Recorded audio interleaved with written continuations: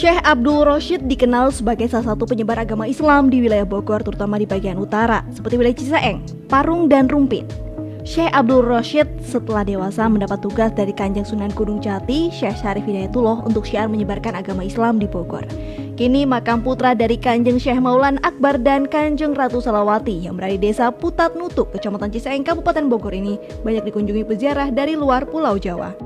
Berdoa untuk almarhum, syaratnya jarak, tapi jangan salah akidah. Banyak orang yang minta itu yang kufur hukumnya, musyrik, syirik gitu. Karena beliau juga makhluk kan.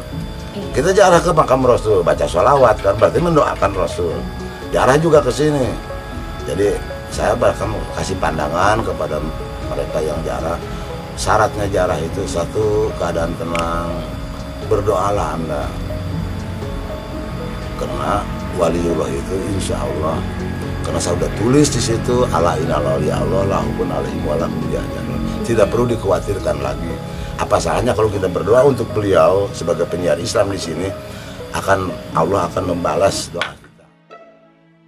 Syekh Abdul Rashid mempunyai adik kandung yaitu Syekh Maulana Arif atau Raden Arif yang bersama ayahnya Kanjeng Maulana Akbar menyebarkan agama Islam di wilayah Kuningan, Jawa Barat. Dari Cisaeng, Kabupaten Bogor, Manda Jajan melaporkan untuk Demika.